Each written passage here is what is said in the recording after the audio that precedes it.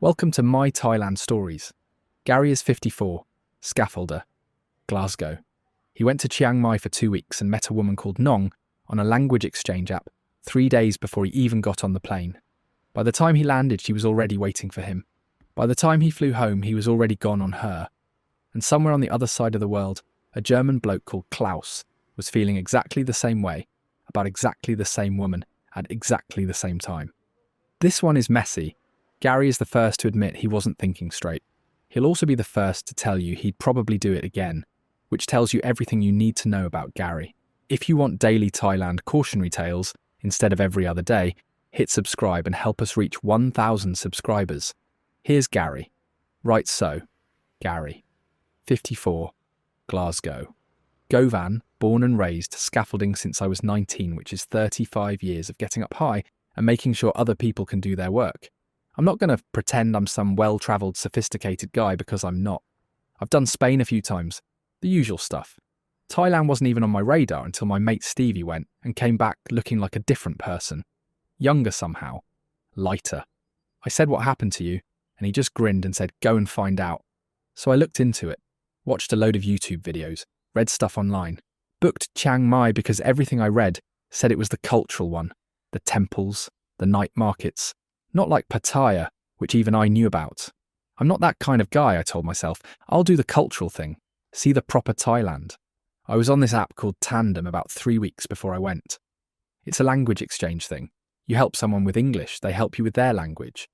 I wasn't seriously trying to learn Thai. I just thought it'd be good to know a few words before I got there. Maybe find out what places to visit from an actual local. That's where I met Nong. She messaged me first, actually. Said she wanted to practice her English, and could she ask me some questions about Scotland? I said, "Aye, go ahead." We ended up talking for about 3 hours that first night. Her English was better than she let on. Not perfect, but you could have a proper conversation. She was funny, self-deprecating in that way where you can't tell if they're being serious or taking the mick. And I like that in a person. She was 31, worked in a guest house in Chiang Mai, originally from a small town up near the Myanmar border. By the end of that first conversation, she knew I was coming to Chiang Mai in 3 weeks. She said she'd show me around if I wanted. I said, "That sounds brilliant, yeah." And that was that. We just kept talking every day after that. I want to be honest here because what's the point otherwise? By the time I got on that plane, I already liked her more than I should have. We'd been voice noting each other every day, sometimes twice a day. She'd send me videos of the market near her guest house, the mountains in the morning mist, a cat that apparently lived on the roof and had one eye. I'd send her videos of the Clyde and she'd say it looked cold and I'd say, "That's because it is." It felt easy. It felt real. I know how that sounds. I do. A 54-year-old scaffolder from Govan falling for a voice on his phone before he's even left the country. I know how that sounds. But here we are. I landed at Chiang Mai airport at about 11 at night after 2 flights and about 16 hours of travelling. And I was absolutely done in. And she was there, outside arrivals, holding up a wee handwritten sign that said Gary Glasgow on it in big letters.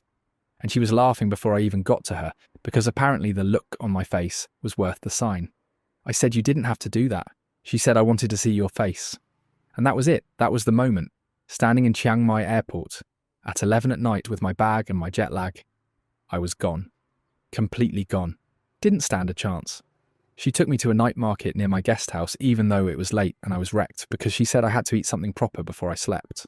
We sat at a plastic table on a plastic stool and she ordered for both of us. And what came out was this bowl of khao soy, this incredible curry noodle soup, rich and slightly sour, and with this crispy fried noodle on top. And I just sat there in the Chiang Mai night heat, eating it and thinking, I have never been anywhere like this in my life. The smells, the noise of the market all around us, the smoke from the grills drifting over. She was watching me eat with this expression, like she was genuinely pleased I was enjoying it.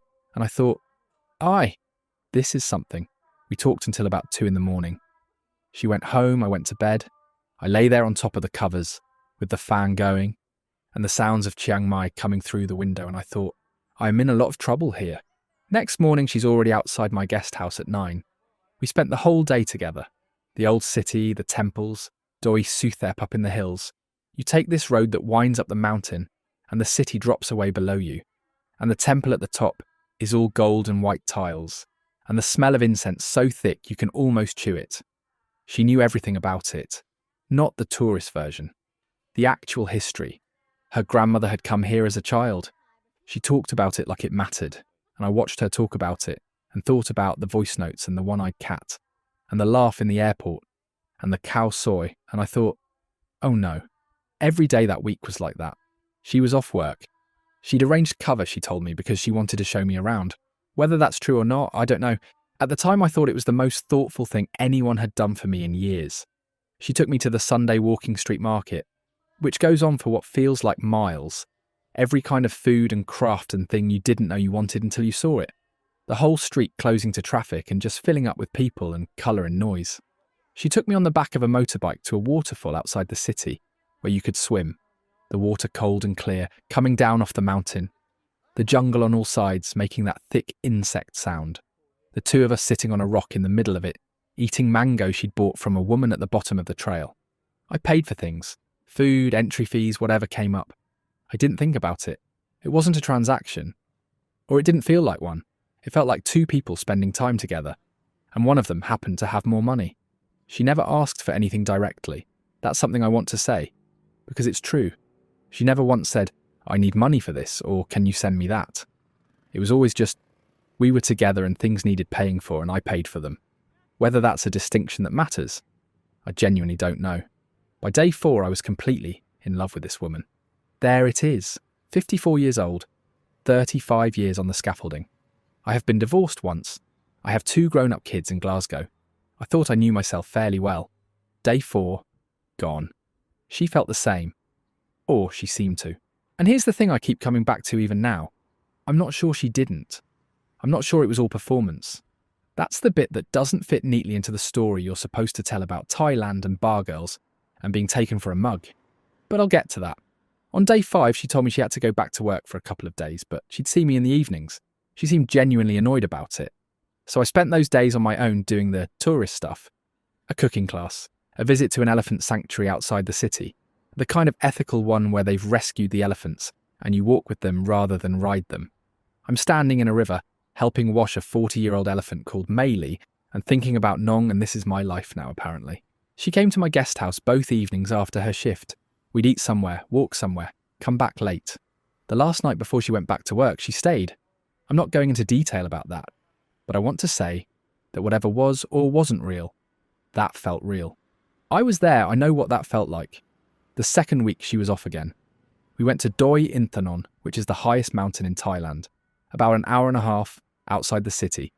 Took a hired car up through hill tribe villages and cloud forest, and the air going cold and clean the higher you got after the heat of the city below. She was asleep against my shoulder on the way back down, and I was watching the road and the darkening sky, and I was thinking about what I was going to say to her before I flew home. 2 days before my flight, I told her how I felt. Properly told her. She said she felt the same.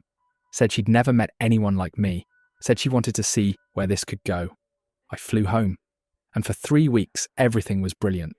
Voice notes every day, video calls in the evenings. She met my mate Stevie on a video call, and he'd given her a thumbs up afterwards, which for Stevie is basically a knighthood. I was planning my next trip. I was telling people about her. Then one evening I got a message from a number I didn't recognise.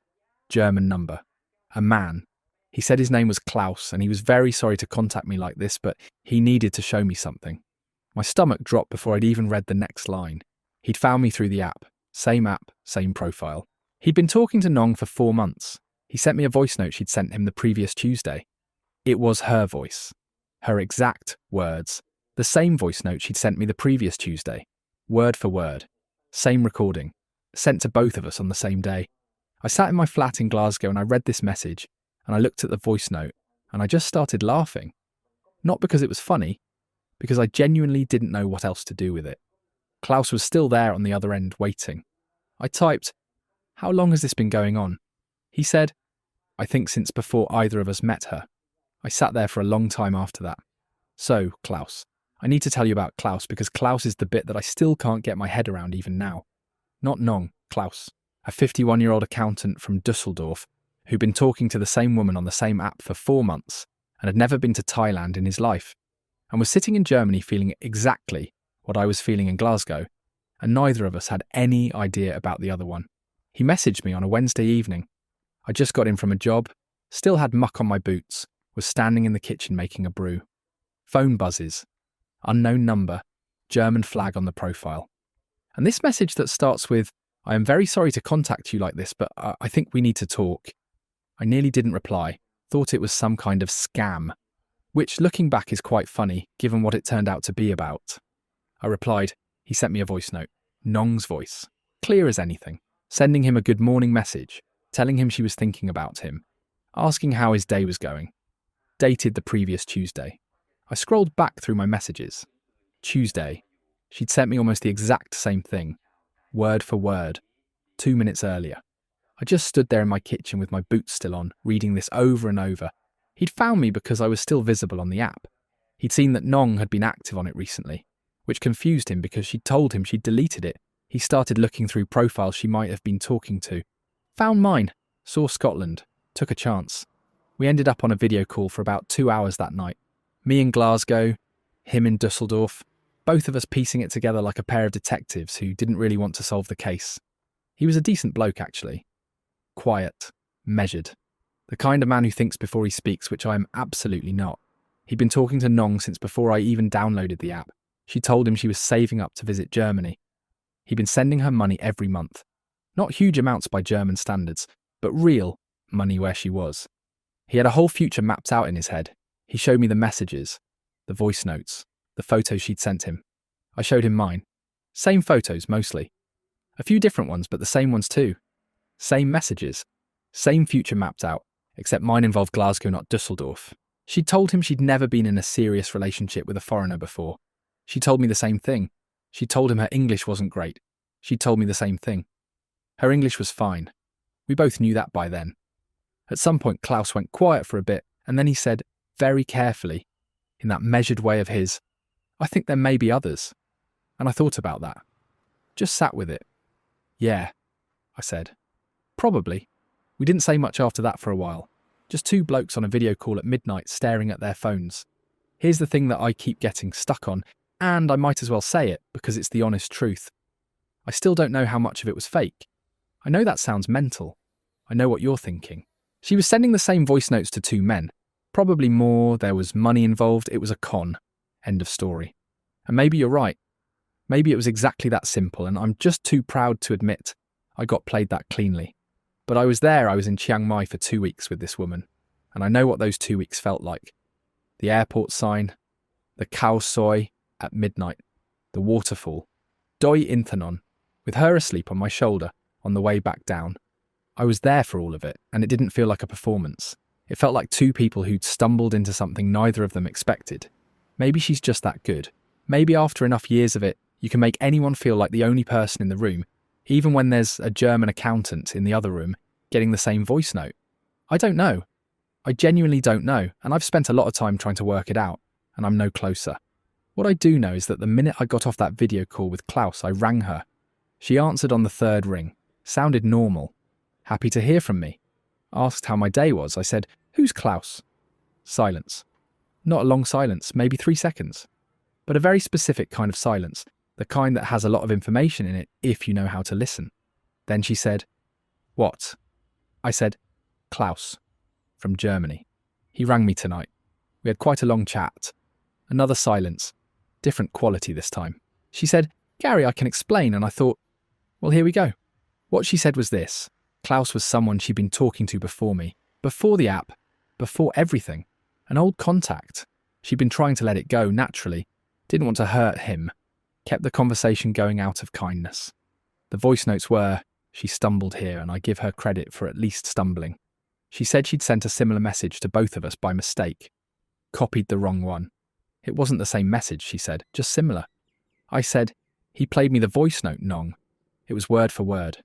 She said, "Gary, please." I said, "Please what?"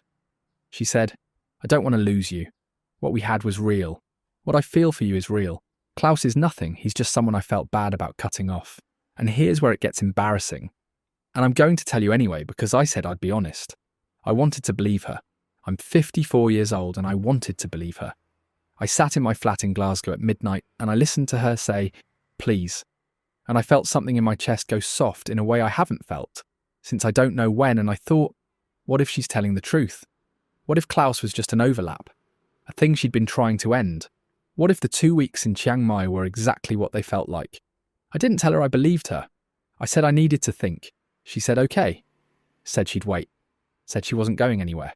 I rang Klaus back. He answered straight away, like he'd been waiting by the phone, which he probably had. I told him what she'd said. He was quiet for a moment and then he said very carefully, she told me something similar about someone else 3 months ago. Oh, I said. Yes, he said. We both sat with that. Then he said, I think she's very good at this.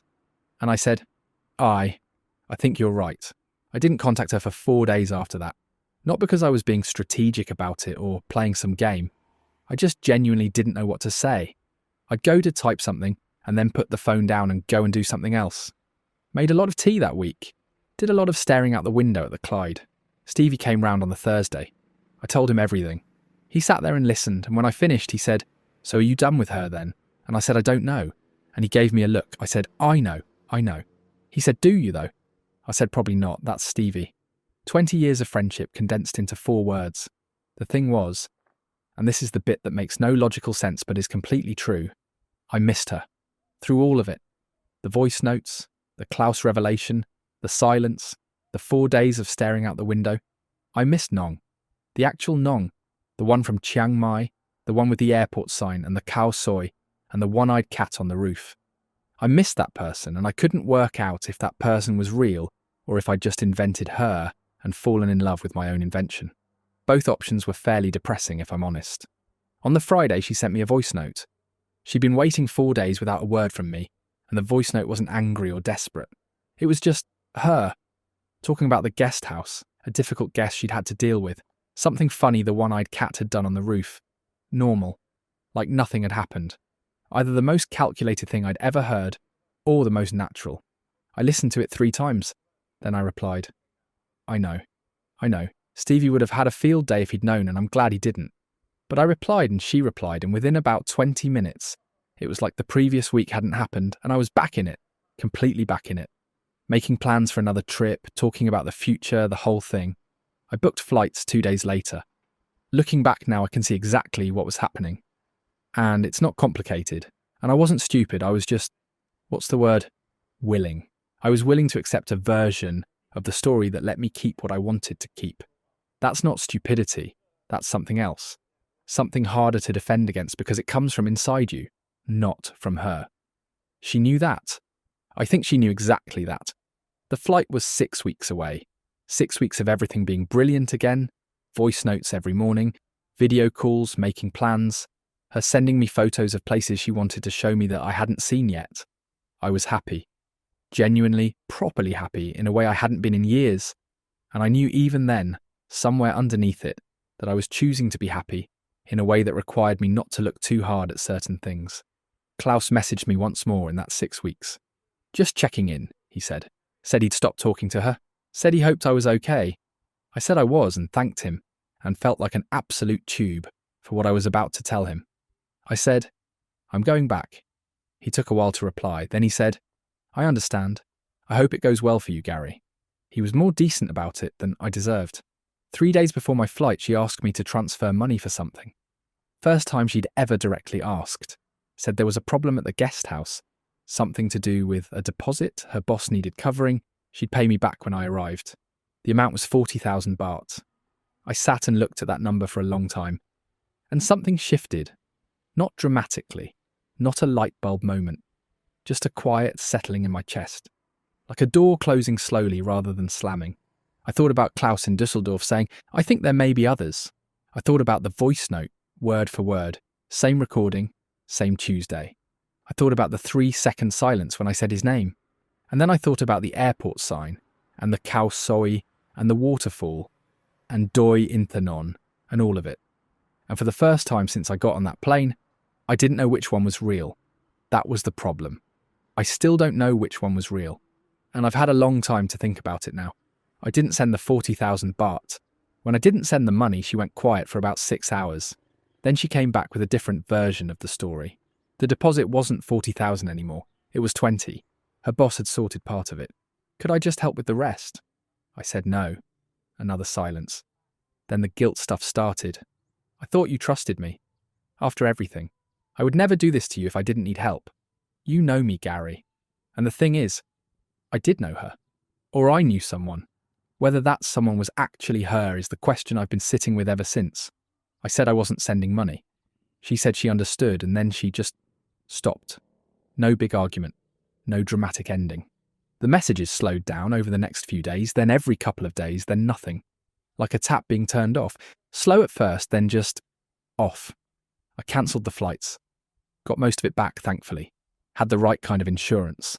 Lost about 60 quid on fees, which, considering everything's, almost funny. The last message I sent her was about 3 weeks after the money request. Just said, I hope you're all right. Meant it. Still means it. No reply. I totted it up. The 2 trips, flights, guest house, food, everything I paid for while I was there, the things I bought, money I gave her when I left. About £2,200 total. Maybe a bit more. Not life-changing money. Not the kind that breaks you financially. The kind that stings because of what it represents. I rang Klaus about a month later. Don't know why exactly. Just felt like he was the only other person who'd understand the specific shape of the thing. He answered, sounded surprised but not unhappy to hear from me. I told him I hadn't gone back. He said he was glad, not in a told-you-so way. Just glad. We talked for about an hour, compared notes properly this time, without the raw shock of the first call. The photos she'd sent us, the stories about her family, the future she'd mapped out for both of us simultaneously. At some point, he said something that I've thought about a lot since. He said, I don't think she was entirely acting. I think she meant some of it, in the moment. I think she just meant it to several people at once. I don't know if that's better or worse. I've gone back and forth on it. Some days it feels better. The khao soi was real. The waterfall was real. Something was real. Other days it feels worse because if she could feel it and still do all of that at the same time, then I understood her even less than I thought. The one-eyed cat is still the thing I think about. She sent me a photo of it once sitting on the roof of the guest house with this expression like it had seen everything and decided none of it was its problem. I saved that photo, I don't know why, I've still got it on my phone somewhere. I'm going back to Thailand, already booked it. Chiang Mai again because I liked it and I'm not going to let one woman change that. Different guest house. No apps, no language exchange. Just me and the temples and the khao soi and whatever happens. Stevie asked if I was mental. I said probably. He said fair enough and left it at that. I haven't deleted the app. I keep meaning to. Every few days I open it and look at it and close it again without doing anything. I don't know what that means. Maybe nothing. Maybe I'm still looking for something, and I haven't worked out yet if that's sad or just human. Probably both. This is my Thailand stories. And sometimes the most expensive thing you carry home from Thailand fits in your chest pocket, not your luggage.